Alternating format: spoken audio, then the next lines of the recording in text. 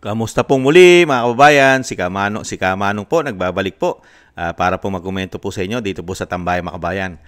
Magandang umaga po muna, tanghali, hapon, gabi. Madaling araw po sa ating lahat. Sana po nasa mabuti po tayong mga kalagayan lahat mga kababayan. Ito po, komentuhan po natin mga tambay. Kilalang kilala naman po natin itong si Mayor Magalong ng Baguio. At napakahusay po nito na alkalde sa kanya pong syudad, mga tambay, si Mayor Magalong. Ito po, nagsalita po si Mayor Magalong, mga tambay, about po sa korupsyon. At sinasabi niya po mismo na ang mga mambabatas at mga senador at karamihan na po, halos na mga politiko ay mga manhid, mga inosente, nagpapa-inosente daw po at nagpapakamanhid lamang sa korupsyon na sila naman umano ang may gawa. At yung sinasabi ng mga highly organized corruption sila. Mga highly organized corruption po ang mga ito umano. Pakinggan po natin si Mayor Magalong at komentuhan po natin. Mga pa-inosente at manhid. Yan naman ang banat ni Baguio City Mayor Benjamin Magalong sa mga mambabatas na pumalpak at naghiyawan pa matapos banata ni Pangulong Bongbong Marcos ang mga korap na opisyal sa kanyang SONA kahapon. Pinuna ni Magalong ang hiyawan ng mga kongresista sa SONA, lalo't sila rin naman daw ang may kasalanan kung bakit nauuwi sa korupsyon ang infrastructure projects ng gobyerno. Git niya, hindi lang dapat ituon sa mismong Department of Public Works and Highways at mga kontratista nito ang investigasyon sa nangyayaring kickback sa mga proyekto. Dapat daw panagutin din kung sino ang namimili ng district engineers at regional directors. 2024 nang unang isiwalat ng alkalde ang umano'y overpriced na rock netting project naman ng DPWH sa Benguet. Parang height of mockery and callousness because at the end ho, sila naman ho yung involved dyan eh. Sila naman ho yung mga pasimuno dyan sa mga kalokohan na yan. Nagkakaroon ng conspiracy, dyan po yan sa mga kickbacks na yan. Sa mga hatian, sa mga porsyento, sa pagpili ng mga contractor, favored contractor, na karamihan din, politiko din. Yan po mga tambay. Totoo naman po si Mayor Magalong, mga tambay. Talagang mga highly organized yan. Talagang yung matatagal na pong trabaho ng mga politiko yan. Hindi lang po ang dapat imbestigahan dyan ay DPWH, mga tambay, at mga contractor nito, mga politiko. Lalong-lalo po mga congressman, representative. Isama na rin po sa paggawa ng budget ang mga senador. Meron po ba exempted pa dyan? Wala na. Di po ba? Ayan.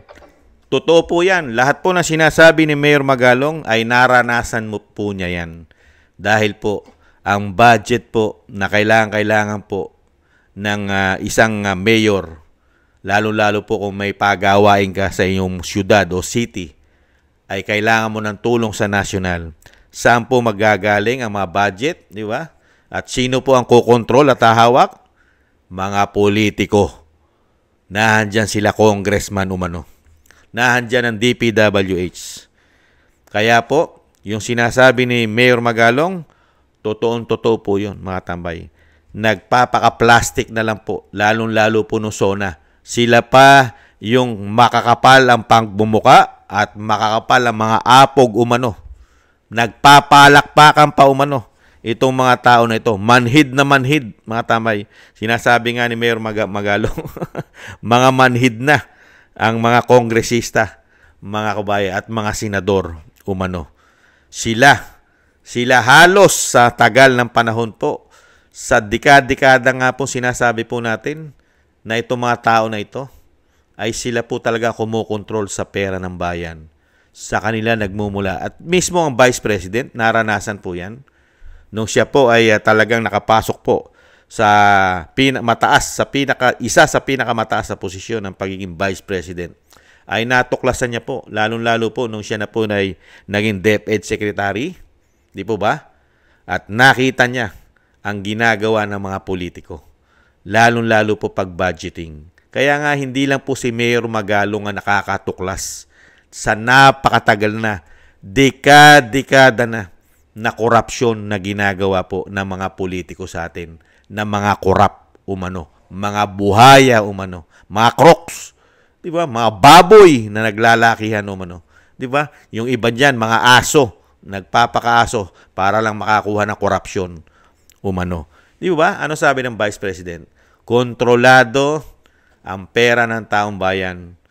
Sila lang ang kumukontrol. Ang tinatawag niyang tambaluslos at yung sinatawag niyang si Saldico noong mga panahon na siya ay DepEd Secretary pa. At pati ang First Lady ay pinangalanan din po ng Vice President. Hindi po ba? Ganyan po ka-organize. Napakatindi na. Organize na po ang korupsyon umano sa ating bansa. Kaya po, si Mayor Magalong ay matagal na pong nagsasalita yan. Pero wala naman pong nangyayari. Sa dami po na in-expose ni Mayor Magalong, wala pong nangyayari. Walang napaparusahan at walang nakukulong na mga politiko, mga kababayan. Lalong-lalo na po kung ikaw ay nakadikit pa sa administrasyon ngayon. Hindi po katulad nung panahon ni dating Pangulong Duterte, ang mga politiko takot na takot po gumawa ng korupsyon. Nahihirapan sila. Pero ngayon, nung pumasok ang Binagoong Pilipinas, ang mga politiko, unlimited, buffet umano ang kanilang korupsyon yata, mga kababayan. Kaya nakakalungkot po, hanggang balita na lang tayo.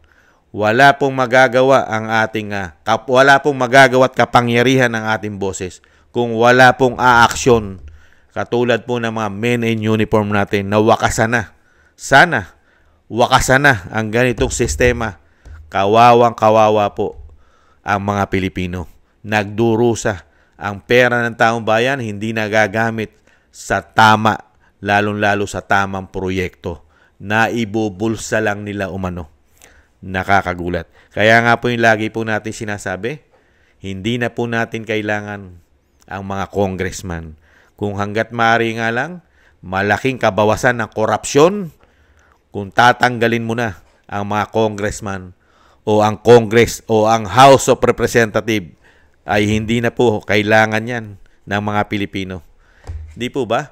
Kahit magtira ka na lang, yung sinasabi nga po, kung kailangan, yung sinasabi nga po, komento ko po, kailangan natin magbalangkas at gumawa pa ng batas na kailangan ng ating bansa. O, di ipaubaya na lang natin sa mga senador. Yung sinasabi kahit 24 yan. At least, 24 na lang ang magnanakaw umano sa ating bansa. Hindi na po 300 plus na isang damukal po na magnanakaw yan. Ikumpara mo sa 24 umano. Hindi po ba? At nahandyan naman po ang katulad nila Mayor Magalong na handang tumulong at paramihin natin ang matitinong politiko. Hindi po ba? Kaya na pong gampanan ng mga LGUs yan. Di ba? Nahandyan ang mga gobernador at madali naman masilip. Hindi po ba? At nahandyan po ang ating mga mayor. Napakarami lang pong perang nasasayang. Meron pang mga party list na halos wala namang silbi lahat umano. Hindi po ba isang damukal na pera ang nawawala po't nasasayang sa mga politiko na halos wala namang pakinabang sa bayan umano, mga kababayan. Yan po mga kababayan ang ating komento. At talagang si Mayor Magalong ay matapang na matapang dahil alam naman po natin si Mayor Magalong ay isa po itong men in uniform na nag-retired na po ito at naging politiko. Kaya po hindi po nila kayang tinagin ang kanyang prinsipyo ni Mayor Magalong, mga kababayan. Hindi po katulad ng mga politiko po na mga korap, mga nagpakaaso, wala pong prinsipyo yan. Ang prinsipyo po niyan ay yung kumikinang. May kumikinang at tinatawag na how much. How much ang kikitain. How much ang kikitain porsyento. Di kaya, mga kababayan. Yan po mga tambay, mabuhay po kayo. Saludo po tayo kay Mayor Magalong. Mabuhay po kayo, Mayor Magalong. At sana po ay gumanda pa ng gumanda. At ang inyo pong syudad, alam naman po namin na hindi nawawala ng problema ang bawat syudad, lalo ang Baguio. Dahil ang Baguio, siyempre, alam naman natin na unang problema ng Baguio ay yung landslide, di ba? Yung landslide, yung mga gumuguho na lupa. Yan ang nagiging problema ng Baguio. Kaya lagi silang may problema din. Lalong-lalo pag tag-ulan. Hindi po ba? Sana po, Sana po marami tayong mga politiko, katulad po ng mga Duterte sa Davao, na talagang ang Davao City ay hahangaan mo.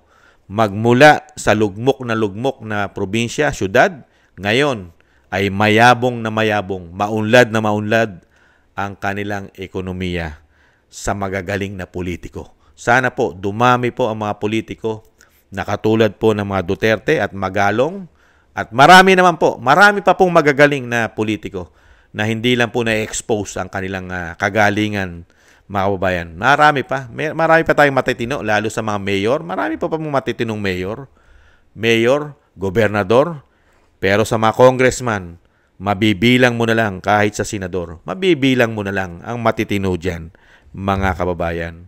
Muli po, si Katambay Manong, saludo po sa mga magagaling na politiko, katulad po ng mga Duterte at kay Mayor Magalong. Saludo po tayo sa magagaling na politiko. Maraming salamat po sa mga naagusto po ng ating Tambayang Makabayan sa YouTube at TikTok. At ganoon din po sa ating mga subscribers. Thank you po sa inyo. Mabuhay po kayo. At sa mga nagbibigay po ng tulong at biyaya, shoutout po sa inyo lahat. Thank you po mga kababayan. At syempre po sa mga nagko-comment, like, share, subscribe. Maraming salamat po. At muli po mga tambay, bago po tayo magpaalam at magtapos, huwag po natin kalimutan na isama po natin. Lagi po natin isama sa ating mga dasal at panalangin na maingatan po ang pamilya Duterte at ang dating Pangulong Duterte at Vice President, lalong-lalo po ang ating dating Pangulong Duterte na madugtungan pa po ang kanyang lakas, buhay, at siyempre po maingatan sa mga masasama at makabalik po sa lalong mabilis sa ating bansa. Maraming salamat po sa mga dasal, mga kababayan. Sa muli po mga tambay, ingat-ingat po. Paalam. Bye-bye.